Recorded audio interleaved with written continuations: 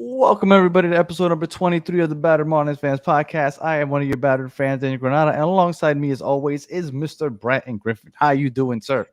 Oh man, brought down to earth a little bit today, but It's a other tad than bit. that, I'm doing fantastic. How about you, my man? Well, it's definitely been a good week, right? Hell yeah. Yeah. I mean, last week we came on here, and I mean, Callie and I were both basically saying it's over. I had no hope, and uh, things have taken an yeah, uptick since then, luckily, and it kind of brought us back to life.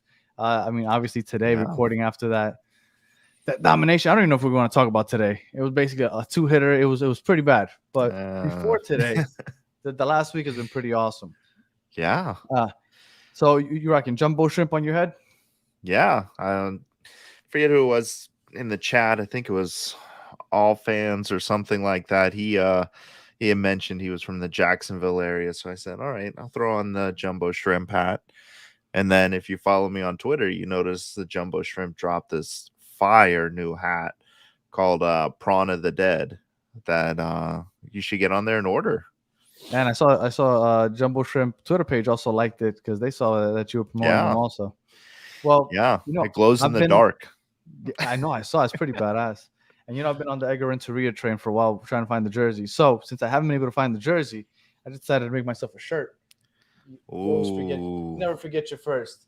That's that I picture we were talking love about. that. So I mean, I look. I needed to get Edgar Renteria somewhere on my gear, so I got that. So Yeah. batterfans.com if you're also an Edgar Renteria fan or a '97 Marlins fan, at I'm that heading case. there right now. So two awesome series. I predicted 4-2. I think you might have predicted 4-2 also. I think I went with 4-2. So, but and it ended up being even better than we thought. Ended up going 5-1. Yeah. And honestly, I threw out there that we'd win that Dodger series at home because of Sandy. Yep.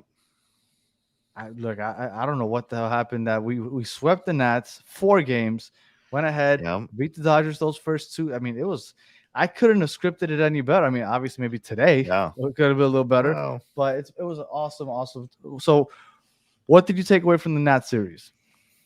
oh man. The Nats series, I just felt like everything kind of clicked.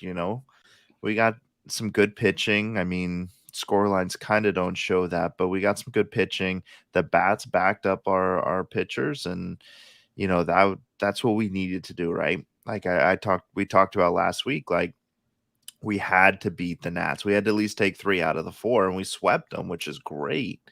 But that's what we had to do to show that we're going to stay in this race to the end. And we're sitting here now in possession of a wild card spot. And last week I was like, I remember distinctly, like I'm like, this much hope, that's all that's left. And now That's it. forget about it. I got enough hope to get me through the rest of the season now after that week.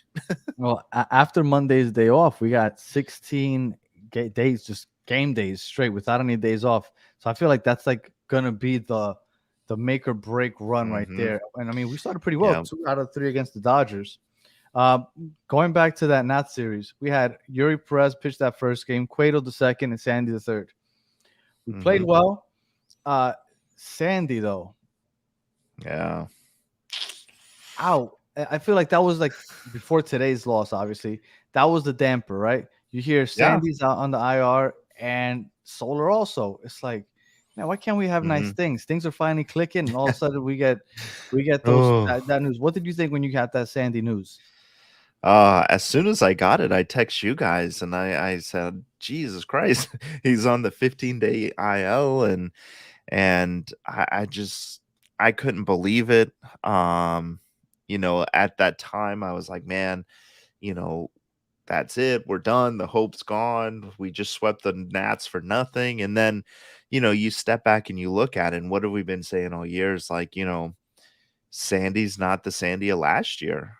Yeah. Statistically, Brax and Lazardo have been better pitchers. I feel real bad for Sandy. C's mentions there, you could tell in the interview he did yesterday after they put him on the IL that he was heartbroken. Like he For sure. wants to be in for this run, but um, who knows? I know it's a 15-day IL, but who knows with that type of injury. I would guess we probably don't see him unless we make the playoffs. Which is, sad, but at the same time, it's not like we're losing our most talented pitcher, but we're not losing our best pitcher, At right? least not this There's season. still hope. Yeah. Right, right. Yeah, so, Edward Cabrera did alright, last night. He did pretty good in his appearance. I know we brought up Smeltzer, who, I know Callie has mentioned multiple times, let's shoot him to the moon, but the dude threw a no-hitter last week or week before in Jacksonville. So, hopefully he comes on and Cueto looked good against the Nats. So, if we can just keep those guys and keep riding Brax and Lazardo, I think we can do it. I think we have the arms there and, throw in a couple bullpen days and we might be all right. But never good to lose Sandy. But, if we were going to lose him, it's this season. Ironically, our best season is the season we probably can afford to lose him for a little bit of time, Yeah. if that makes sense to lose your ace. Are you surprised that we still see Yuri out there? At this point, no.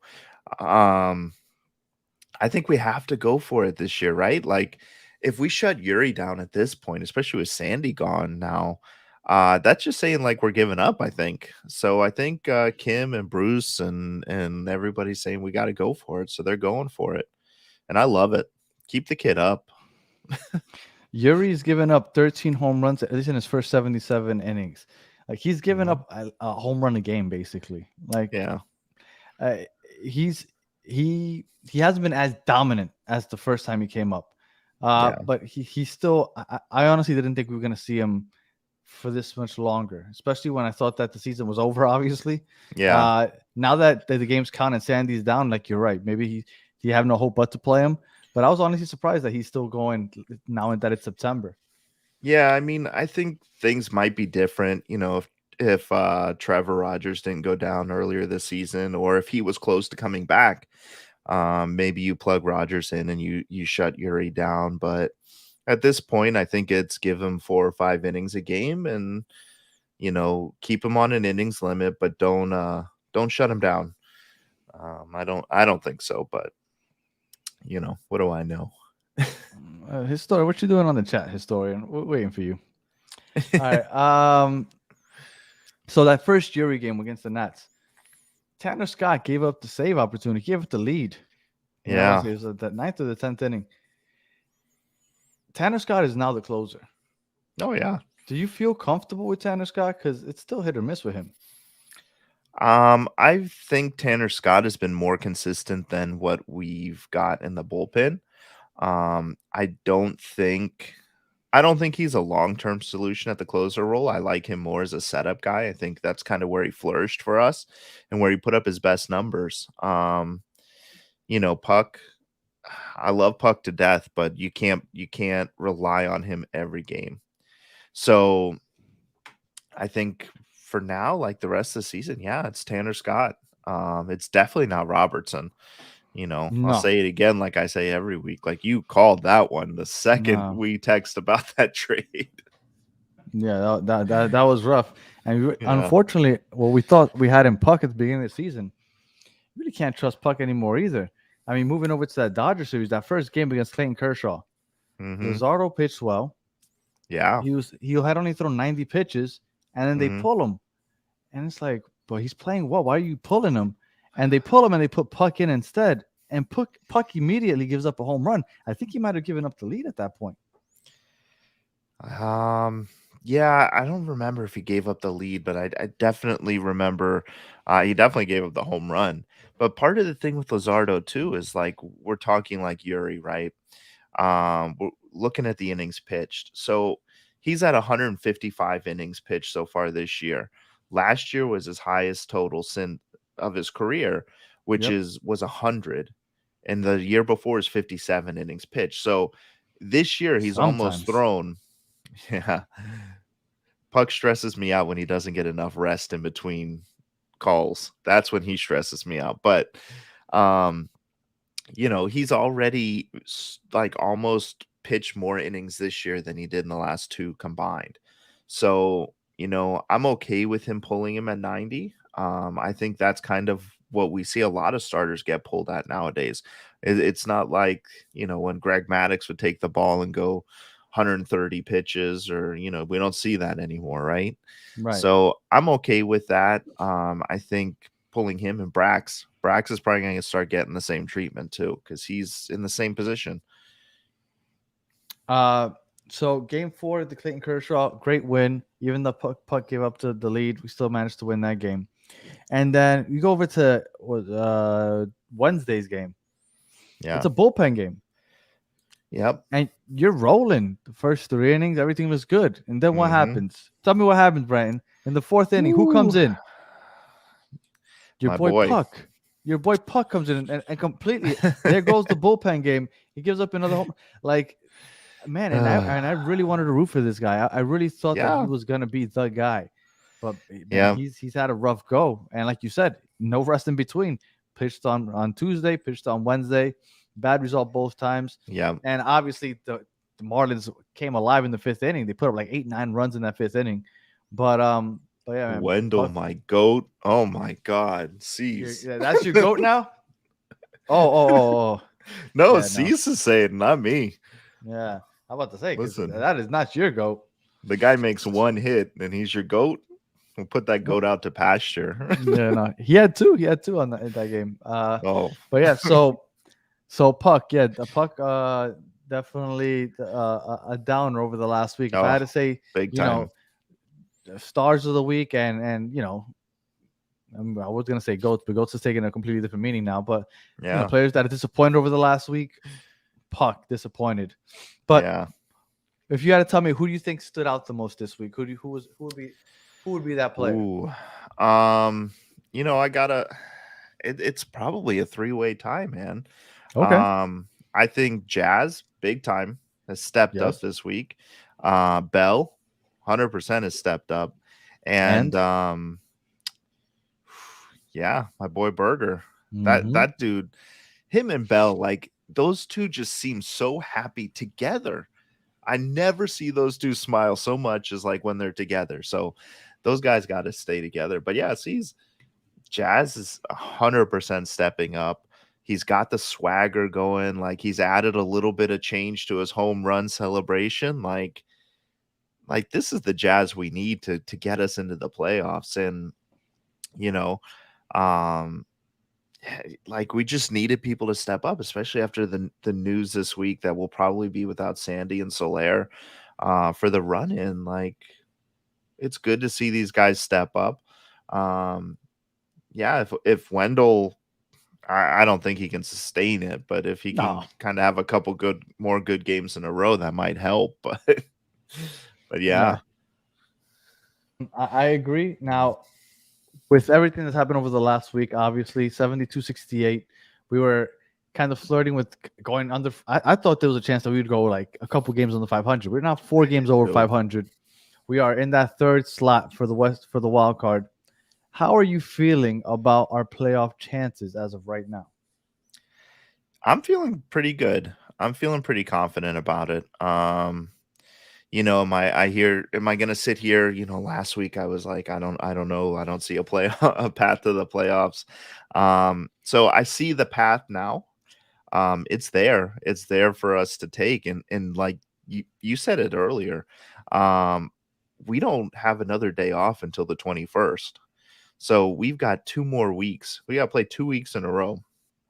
So, we're going to know where we stand by then, obviously, because the season's winding down. But this is the time to get hot because, while it's not great to have no off days, right? When you keep playing consistently in a row, you can keep a good rhythm going. And so we took 2 out of 3 from the Dodgers. Like that's ridiculous. I didn't have that on my bingo card. I thought we'd take 3 and 1. They might be a little distracted right now with all those domestic violence things that they got going on over there, and they could be. They might be a little distracted, but I don't care what it is. You still beat them. So I think after today's result, like I think we were probably getting maybe their B game, but we were getting the Dodgers. Like it wasn't like they were missing a bunch of pieces. Like they're going through what they're going through, but you know, All right. oh, there he is. Yeah. Francisco, my however, man. the first link didn't come through, so now they went through my Gmail. So thank you. There we And go. what's up? I raced across town just to be on your guys' show because this is one of the best Marlins podcasts out there. Oh, we appreciate listening to you that. guys We appreciate it, weekly. man. And it's man, hard follow up with the guests you guys have had lately. Sheesh, man. You guys had Craig Mish on the show, and now it's man, The pimp some himself. hard- Yeah, exactly. Some superstars. Yeah. So a couple of things that we covered that maybe we want to get your opinion on. First, Tanner Scott, officially our closer, it seems. How are you feeling about Tanner Scott? Because he gave up the lead in the LA game, the first LA game against no, it wasn't the first LA game. He gave up the lead in your first Yuri game, the first Nationals game. He gave up the lead. I don't feel confident having him up there. But then again, to Brandon's point, he doesn't feel comfortable with anybody going up there. How are you feeling about the closing situation? Closer by committee. Ride the hot hand. Whoever's hot at the right time. If anybody watched the Florida Panthers this past season, Alex Lyon carried them into the playoffs. And then he was not great those first few games against Boston. And boom, Sergei Bobrovsky's back in. And you ride that guy. All the way. So right now, Scott, Puck, by some miracle, Robertson, if he ever got hot for whatever. Okay, never mind. Anybody else? George Soriano, is he still on just somebody else. Whoever is hot at the right time, just pull them. No hard feelings to anybody. Look, this is just business. We only have so few games to go, and it's a very small margin of error with the way the wild card is right now to get that final spot. And nobody's consistent right now amongst those bottom teams. Arizona, San Francisco, Cincinnati, the Marlins, they're all getting hot and cold in various times right now. Like Diamondbacks were recently very hot, suddenly cold. The Giants just got super cold. The Reds are kind of hanging in there right now, just kind of have 5-5, I think, in the last 10. And now the Marlins with the recent streak. And so, it's ride the hot hand at closer position. Coming into this season, I thought that the Marlins were going to benefit from the fact that we didn't play our own division as much as we usually do. Now I'm starting to think the other way around, right? Because I'm glad that we didn't play the Braves 18 times, but the Nationals, 11 out of 13. It's the first time the Nationals ever get swept at home in a season by a team. The Marlins beat them every single time they played in Washington. Like, I would have loved to play the Nationals another 2 series. I would have loved to play the Mets another 2 series, right? Like I would want to play the Braves 2 more series. No, maybe not the Braves, but I really thought that we were going to benefit from that. And I was like, man, looking at this division now, I kind of wish we would have had a couple more games against the Nationals or the Mets. But yeah, we got the Braves coming up. I think it's next week at the next weekend, and we got, like we said, this is just the start of the 16-game stretch. So we have Philly coming up this weekend. Then we have Milwaukee, and then we got the Braves. At the end of this 16 games, I mean, there's only 1 week left after that, I guess. But how are you feeling, Francisco, as far as, because I don't know if you listened to the show last week, but Callie and I basically threw in the towel. We said that it's over. It's over. Play the kids because it's over. And obviously they heard it and they get motivated them because something happened. And this team just completely turned around. How are you feeling about the chances of making the playoffs right now? So it's funny you asking me that because there are some similarities. Because it's 20 years. It's a year that ends in 3. Crazy wild card race right now. Same thing happened in 2003. And I had posted on my Marlins History Twitter account a pro versus con article between Dan Le Batard and Greg Cody. And Dan Le Batard aired on the side of the negative, like, oh, this Marlins team, they're not going to be able to make it. They've got the toughest strength of schedule to finish out the season. And then Greg Cody, who's typically a homer, if you've ever listened to their show and stuff like that, he was like, no, the Marlins, rah, not calling them team of destiny. Eventually they would be. But this team has the horses to take the wild card at the very least, right? And the Marlins right now are in that same sort of situation. We're coming up against the teams that, if they want to do anything in the playoffs, they're going to have to take down. We've got the Phillies, who I believe are just going to lock up that first wild card spot the way they've been playing. They've been hot. They're bell go dong, right? That's what they are. They're mashing home runs. Kyle Schwarber can hit 198, but still hit 40 dingers. So, like, that's. And then you got the Braves, who just own us. They do. But if the Marlins can show any sort of semblance of fight, they can take at least one game from them and have like a show me game. Yeah. And the Brewers we have not seen at all this season. We have 6 games on the road, at home, against Milwaukee. So we don't really know how they stack up. We can compare them to other National League Central teams the Marlins have faced earlier in the season. They played the Reds. They took 4 of the 6 games against the Chicago Cubs, who are challenging for that division. So the Brewers, by the time the Marlins face them, might not even be leading the Central Division by that point. But they are currently, right. They're just ahead of the Cubs by a game and a half. So we don't know how the Marlins stack up against Milwaukee, and the Marlins have done pretty well against those Central teams. So I do have an air of optimism that they can hang with Milwaukee at the very least, because they've hung with Cincinnati and Chicago and San Francisco and Arizona. Like, the Marlins have hung around those teams. Philly, well, last time we faced Philly was a while ago, before the All-Star break. So we don't know how exactly the Marlins were different then, and the Phillies were different then, and now the Phillies are super hot. So that'll be an interesting series tomorrow. We'll see how the Marlins stack up against them. I would hope with the recent streak that there's a fire in the fish, that they go into Philly, have some of that spirit that they had in 2003, and take down the Phillies and be able to solidify that third wildcard spot, maybe even with some help, can start challenging for the second spot, because by the time they face Milwaukee, if they're going into Milwaukee well, they might be challenging for the second one. So hopefully this is the start of, I don't know, the Rockies had Rocktober in 2007. I don't know what you would call this. Fishtober or Fishtember. I'm not even sure. Well, to Brandon's point real quick, he says we have 7 games against Milwaukee. Next week in Milwaukee, we have a 4-game series, and then we have 3 at home the week after. So it's 7 games against Milwaukee. And I think the difference between 2023 and 2003 is that, if memory serves me correctly, they were going into that stretch healthy. The fact that Sandy's now down for Mike Lowell,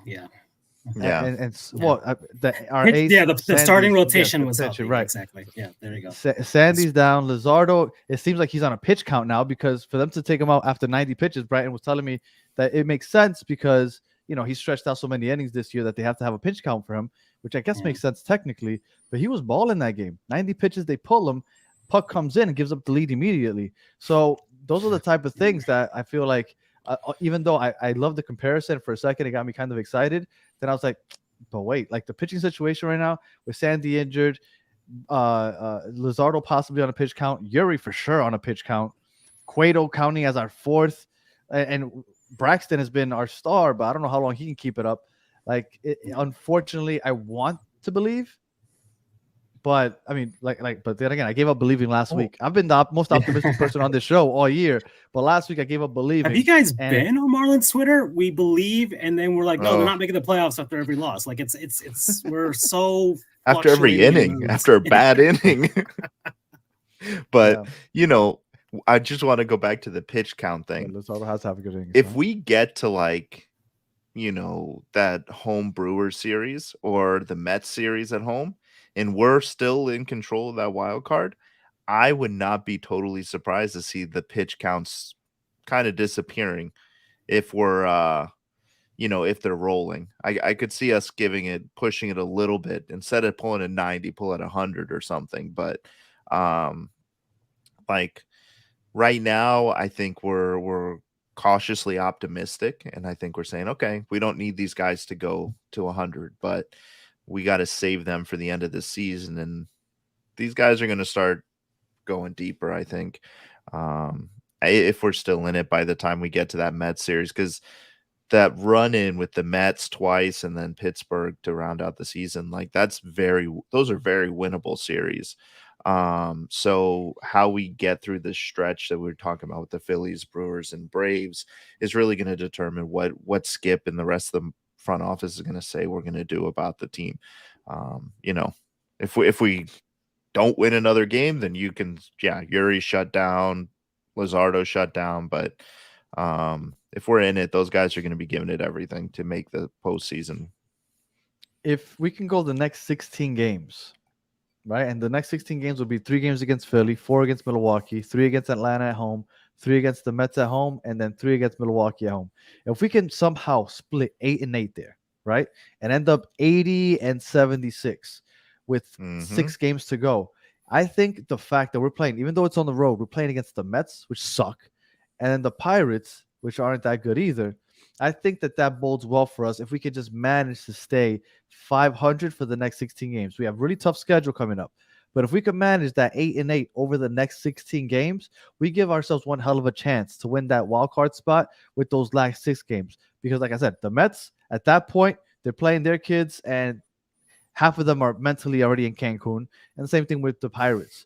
So what we need is to stay afloat for the next 16 games. Like that's the goal. 8-8. And obviously you want to do better than that, but at minimum stay at 500. And I think we have a great shot at that point. Oh yeah. Yeah. If we come out at 500, I mean, I'm ready to say we make the playoffs at that point. If we come out above that, we're going to have to get Callie and Spaz doing cartwheels or some shit on here. Yeah. So, I was going to ask, Francisco. Sorry, Francisco. As far as Sandy goes, Bratton said he doesn't think that he sees Sandy again until the playoffs, if they make the playoffs. Do you think that more or less he's on point with that? Do you think that there's a chance we see Sandy that last week or 2 of the season to make that final push? So I would just have to know, because I haven't followed the severity of the injury. It's right now just still the 15-day IL at this point. So yeah, which would put him out until like at least I think the 19th. Yeah, or the 18th. Yeah, around the 21st or something like that. Yeah, so he's out until then. I would think that it would be incumbent upon whether they pull off some sort of great stretch between then and now. It might be to the point where they might not want to risk it if they're unfortunately out of it. If they go into another bad skid, then it's like, well, we don't want to hurt these guys. And great season. Let's see where we can finish at, and then we can see what we can do next season. But if they come out of that and they're like, well, maybe we can rest Sandy going into the last final weeks of the season where they do have the Mets and the Pirates, and they can do the openers and have Braxton Garrett try and pull off some miracles, and Jesus Luzardo maybe just becoming the second coming of Josh Beckett, right? Like that could possibly have them. Maybe, I mean, it'd be amazing. It'd be like, was it Clyde Frazier that came in for like the New York Knicks and like mysteriously like in the NBA finals just when he was injured or something like that, or Kirk Gibson just coming out and taking that hitting that home run. You just see Sandy coming out and he's like, he's starting the wild card game. Like Skip doesn't tell anybody. Oh, you're talking about Willis Reed. Okay. Willis Reed. There you go. I was trying to think of somebody. So yeah. Just Sandy comes out. He's starting game 3 of the wild card round, and the Marlins need to win that game. I could see that. If the bicep flexor thing injury isn't as serious as hopefully it isn't. But, if they don't make the playoffs, do you think this was a failed season? No. Given where we were at the All-Star break, 14 games over 500. No, because everybody. I understand. Yeah. Well, if I would have told you before the season started, 72-68 by September 7th, you're like, oh, we're good. If I tell you 72-68 back during the All-Star break, you're like, what the fuck happened? So like with all things considered, do you think it's a failed season? So I've been looking at the past Marlins teams, so because that's what I do, right? And Historian. so the last time the team won 70 plus games was back in 2017. Now the MO of the 2016, 2017 teams that Giancarlo era, let's just call it, was all right, not good enough. 77 wins, I think twice, 79 wins was their max. And you always saw that they were entering September with like a winning record, like 4 or 5, 6 games out of the wild card spot. It's like, okay, maybe they could do something. And then they just petered out. And the Marlins haven't even been to this point in that long. Look at 2018, 2019. We can't really look at 2020, 2021, 2022. The team just wasn't great. We just never saw flashes of this at all. No flashes of this at all. And now we have an actual flash, something that can be like, whoa, okay, let's look at all the storylines in between. You have Jesus Sanchez, who's greatly improved. His approach, his swinging, like everything. I think he's impressed me so far this season with the way he's been approaching himself, like his approach at the plate. He's been inconsistent though. Yeah. But still, it's better than it's been before. Yeah. Jesus Luzardo, fine, like Mel got him, right? We need Mel to fix him. He fixed him. He's great. He's fantastic. I love the man. So there's another storyline that's great. No, we're not bringing back Samson. No way. Get that man out of here. Man, have you seen the stories that man tells you? Oh man, I will go off. I will go off. I tweet it every single time whenever I see something. Anyways, Luzardo, great. Jazz changing his batting stance at this point in the season. A little squat to it, yeah. Yes, yeah. And it clicking and working, right? So that gives some optimism for next season. Like, hey, Jazz, if you could just like stay healthy, maybe listen to Mookie Betts and like not go 110%, just kind of peel it back just a tiny bit. So there's another storyline right there. Tanner Scott in his spots, right? He might be a great setup man. Might be the setup man the Marlins need. I mean, we found him, right? Mm-hmm. That could be a thing right there. Yeah, 7th, 8th, whatever you can. Those two guys. Braxton Garrett, great story this season. People weren't expecting this kind of season from him. He pitches great. So there's a lot of great storylines this season, along with Luis Arias and the trade for Josh Bell and Jake Berger. I mean, when's the last time a Marlins trade worked out so well like that? But you know Sterling what? Marte. Well, that's what I was gonna bring up next. It's very rare that you get look. I understand Dave Robertson. I'm not gonna even talk about him, but we basically acquired 3 players during the trade deadline: Berger, Bell, and Jazz, because Jazz finally came back after the break. Yeah. And all 3 have panned out. So to go from 14 games over 500, you acquire these 3 players that we all say they worked out, and then you end up managing to blow that 14-game lead anyway, or the 14 games you over 500. It's like, how the hell does that happen? Because you figure before everything plays out, we're 14 games over 500. We're going to get Jazz back, and we're going to acquire Bell and Berger, and all 3 of them are going to play very well. You're like, oh, awesome. And then everything went to shit. There's another. I was on Baseball Savant last night, just trying to figure out like, okay, how the Marlins doing through this streak and everything like that. And they have the 3rd most amount of hits in the National League. It doesn't seem like they do. Yeah. But they also have scored the least amount of runs in the National League, and they're bottom 10 in the league. So really, the Marlins are just missing a clutch gene throughout the season. Now, they've won a lot of one-run games because of that lack of clutch genes. They could have had some more blowouts this season. I'm not saying they're going to be the Braves. They're not going to be that, but they got cold at bat in the wrong time in August. But now they're starting to figure something out. And I'm hoping that the hitters, even if like the pitching is okay, we lost Sandy, we lost Jorge Soler, but maybe these guys can kind of rally and find a way to pull off a miracle. It really would be that if the Marlins do make the playoffs, given the odds, given all of these challenges, that would be a miracle. Brighton, 14 games over 500. We get Bell, we get Berger. They play well. Jazz is playing well. We still managed to blow that 14 game over 500 lead. Is it a failure if we don't make the playoffs? No, absolutely not. And we talk about the innings limit that we're putting on our pitchers, but what we're really doing this season, and let's say we don't make the playoffs, but what we've done is we've taken two mediocre starters who really haven't pitched a whole lot in their careers, and we've stretched them out and improved them.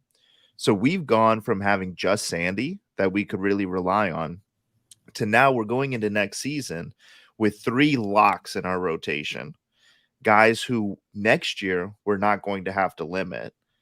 And then we're going to let Yuri, same kind of thing. He's stretched out a little bit more. He's not going to be on a short leash. We're not going to be talking about shutting him down next season. He's ready to go on spot number 4. And then you're going to have guys like Max Meyer, Trevor Rogers, Ed Cabrera. You're going to have these guys. 6. Yeah, no. That guy's a myth. He's a myth. Spazzy, if just for mentioning that, somewhere in Greece, Spazzy just like dropped a bottle of wine. But no, you're gonna have these guys like fighting it out, and God forbid we pick up Cueto's option, but you're gonna have him fighting it out, and maybe we go out and get somebody in the offseason, another starter, and you've got these guys fighting it out with established guys who are ready to go for next season. Plus, you've got controllable bats that you picked up throughout the season that are going into next season.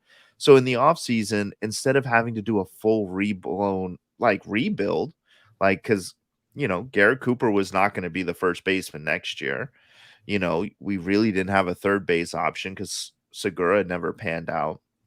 We still have a couple of question marks at shortstop and catcher, but we've answered a lot of the questions that are out there. And what we're seeing right now, too, is will Xavier Edwards fix our shortstop problem? Is he the guy? He's going to get the shot to prove it now.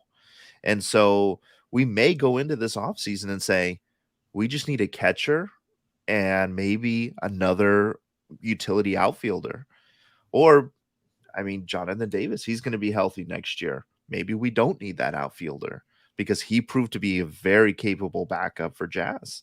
So I think we're in a great position going into next year, and I don't think you can count this year as a failure when so much of our success in the first half of the season was in one-run games.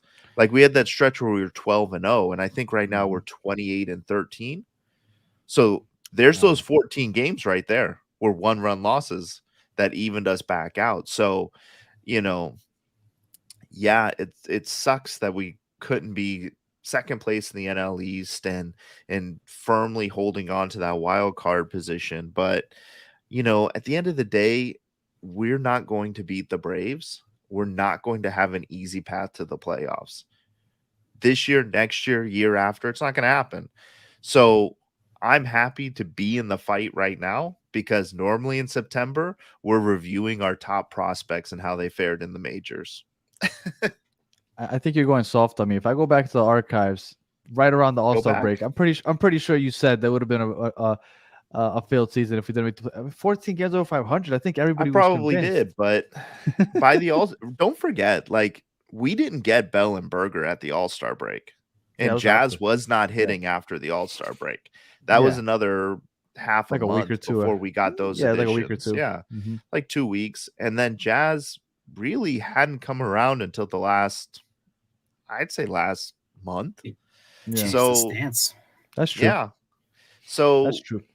Maybe if we made the moves for Bell and Berger, if they were available earlier in the season, we'd be looking at a different position. But we are where we are, and I'm happy to be here. And let's see what the rest has. Battered fan. Yeah. Well, I've gotten very good at picking out the good pieces in a Marlins season, and fortunately this year there's so much good to talk about and so little 100%. negative.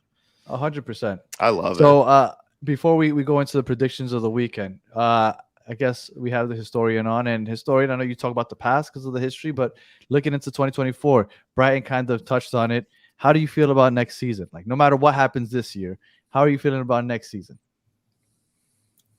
Well, he made a bunch of fantastic points about answering a lot of questions that we had going into this season, right? Mm-hmm. So, and Kim Ang, and just solving some of the problems that we have. Having Jake Berger has been great.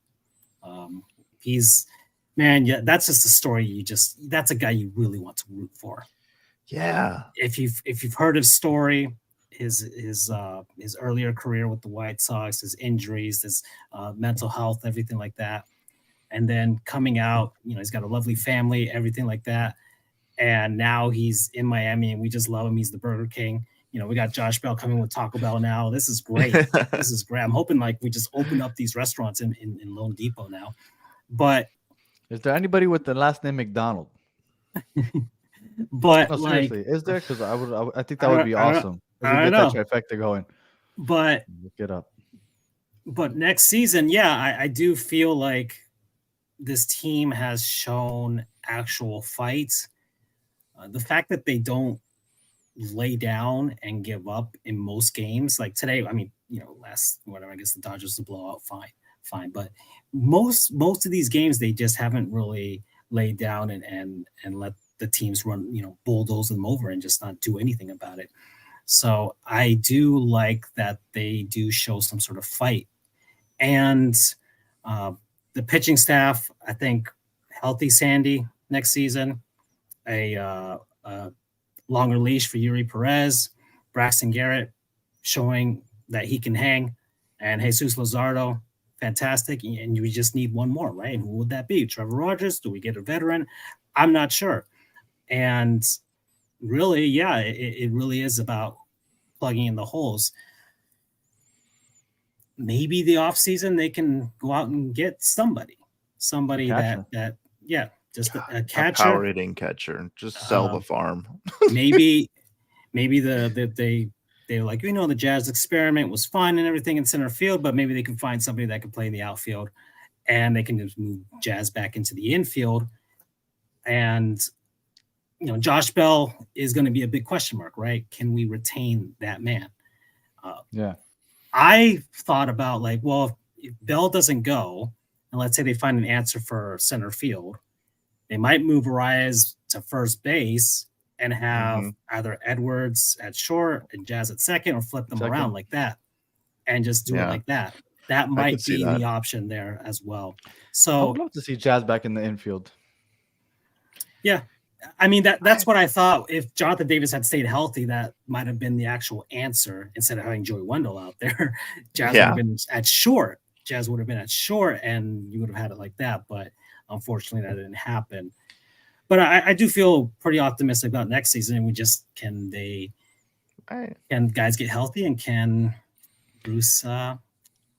Next year, the expectation is playoffs, though, right? Like this year, we're playing with house money, because nobody expected playoffs. We wanted to fight for a wild card spot, but if it didn't happen. Next year, I think the expectation is playoffs. Yes or no? Oh, yeah. Yes. Yeah. Okay. Fight for. It has to be at this point.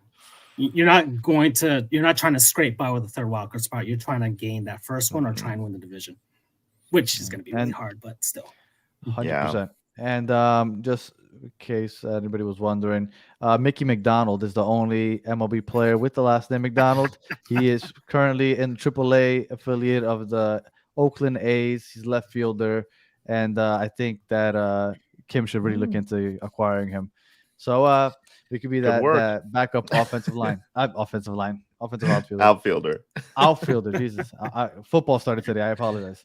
Yeah. All right. Anyway, so we got a weekend series against Philly, and then we have a 4-game stretch against the Milwaukee Brewers. How do you see the next 7 games panning out? Let's start with Francisco. Man, the Phillies scare me, man. That team is not afraid to face anybody at all. they're not afraid to face the Braves because they took them down last season, and I mean, and we're playing in Philly. That place is just wild and crazy. I think the Marlins would be lucky to get one game out of Philly. Just that's how I feel about that series against Milwaukee. I think Milwaukee. I mean, that's going to be interesting. I really, it's that one's a really tough one to kind of gauge, given that they haven't played them this season. But Milwaukee at home, that's going to be a bit rough. So I think maybe they can get. This is hard, man. Well, I don't know if Yuri's pitching tomorrow, and then we have Cueto on Saturday, and we don't know yet who's on Sunday. It might be a bullpen day, and if Puck comes in the fourth or fifth inning, forget about it. So, and then we got Brax going. I guess first game against the Brewers, first or second game. You know who we'll probably see again Cabrera? In the last game against the Phillies is probably Cabrera, because he only went 4 innings last night. So I'm sure he'll probably slot into Sandy's spot. So Cabrera's I'll say one in Philly, and we'll get a split in Milwaukee. The Brewers have been 5-5 in their last 10, so they're kind of just middling as the Cubs are catching up to them. So we might be able to catch them. I'll say 3-4, but hopefully we're catching the Brewers on a very, very big cold spell. Brian? I'm going to go a little more optimistic. I'm going to flip it. I'm going to go 4-3. I think we can take 2 out of the Phillies. I think the Friday and Saturday games, honestly, Cueto has not been terrible. So I think we can probably take those games. We'll drop 1 against the Phillies for sure, but I think we can split the Brewers series at the very least and take 2 there. But you know what the thing about Cueto is? I think he's gotten so much run support that we don't realize how bad he's been. If it would have been like we don't get any run support, we're like, man, this guy's killing us. But we put up like 11 runs when he's batting. He gives up 4 or 5, and we're like, we won. Yeah, just need him to eat innings. Yeah, stop eating the goats and eat the innings. Yeah. That's what we need him to do. But Cueto too. Like I think one thing that, if we're going to say something positive about Cueto, is he's bringing like that veteran experience to this run-in that we don't necessarily have. Like he's been in the playoffs before. He's been in tight races before. Like, I'm hoping he kind of steps up and we have some good outings from him. But, back to these 2 series, I think it's 4-3. I think we can do that. And, that to me, 4-3 in those 2, the last big road trip of the year, that's pretty damn good. I'll take it. I up until last week, I think I would have gone with Brighton, but I feel so down about the way August went that I'm gonna side with Francisco, which I still think that's even a positive outcome though. 3-4 with 4 against Milwaukee and Philly. I mean, those are 2 good teams. 3-4 puts us at 75 and 72. I still think that we'd be in a good shape to keep trucking along in this playoff push. So I'm gonna go 3-4. Hopefully we can get that split with Milwaukee. I don't see us winning that series against Philly in Philly. Hopefully you're right, Brandon, but I just don't see it. But regardless, I think that by the time next week comes around, whether it be 3-4, 4-3, we're still talking about the math that goes into how we're going to make it to the playoffs. So Brian has to be the most positive Marlin fan I have ever seen in my life. Join the dark side, bro. Listen, man, I have watched all of these players that have played through this Marlins system for so many years in the minor leagues that I know what they can do. And I'm very hopeful that when you plug in a guy like Edwards, Stainmeyer into this lineup, especially for this 16-game stretch, I think they can bring some added life support to this lineup. And I think we'll be all right. I would like to see Johnson come up too, though. Look, if Monterrey get to the call next year, Brighton's living on. He's on. Some good things happening in the minors. Jupiter finally made the playoffs. Yeah. The last time they did it, it was Yelich, Jose Fernandez, and JT Realmuto, and somebody else was on that team. So bodes well for the future. Yeah, absolutely. All right. Any final thoughts, historian? I mean, as far as the past week and the week ahead, look, great. They got on a good winning streak. That was great. We needed that. That was sorely, badly needed. And for the future, I mean, luckily, once again, the teams hanging around that third wildcard spot, all of them are ebbs and flows out of consistency right there. So teams are getting hot, teams are getting cold, teams are kind of hanging around. So I think it bodes well for the Marlins. 3-4 or 4-3, they should be hanging around that third wildcard spot, either in it or at least, 1 or 2 games back. That's the hope. Bratton, final thoughts? Listen, it's time to go streaking, whether it's a win streak, a hitting streak, a scoreless streak from a pitcher. It's time to go streaking in this next week. So hopefully next week we've got some good stuff to talk about. I think we've heard from the Greek League that Spaz may be back. They didn't want him. They didn't want to sign him permanently. And Cali will be back hopefully. And hey, got it on. Hopefully I'm gonna get that new one. That glow in the dark one. You got to get that one. Yeah, right? That's pretty sick. Yeah, that one's pretty sick. Hey, the shrimp liked my tweet, so hopefully they're expediting that order if they want to see it on next week's show. For sure. Yeah, hopefully. Just a quick prediction. Who do you think is going to ball out the next week? Ooh, that's a great question. Well, Jazz is on a pretty good hot streak right now. I like. So is Burger. I say, I mean, I've tweeted this out. The fish go as far as Jazz goes. We need him to be good. We need that superstar feeling. That just but isn't just Arise the way a superstar? No, the flashiness. Jazz the spirit. Superstar No. swag. He doesn't have the superstar. Jazz swag, is like one of the faces of this league. Like, It's on MLB The Show. yeah. We need that. I see what guy. you're saying. Yeah. Okay. Arise may be our superstar, but Jazz is the league superstar on our team. I get you. He's a spark, man. He's a spark. He is. Yeah. Yeah, for sure. All See? right. Well, I wore it for you, real fans. I told you I would last episode. all right. If you are listening on audio, thank you for listening all the way to the end. Please give us 5 stars, leave a review, a comment, and share this info with any other Marlins fan. And if you are watching on YouTube, thank you for watching all the way to the end. We appreciate you taking the time. Please like and subscribe. And if you are part of the chat, as always, you guys are the best part of the show. We appreciate you jumping on, tuning in, being part of the show. And optimistic outlook. Next week, we'll get back on here for episode 24, and we'll be talking about what we have to do mathematically to just make the wild card, right? I still think we're going to be in it by then. 3, 4, 4, and 3. Hopefully, it's nothing worse than that. Maybe better, because who saw 5-1 over the last week? Nobody. At least I didn't. Nope. So, all right. Well, thank you guys for listening, and until the next one, have a good one.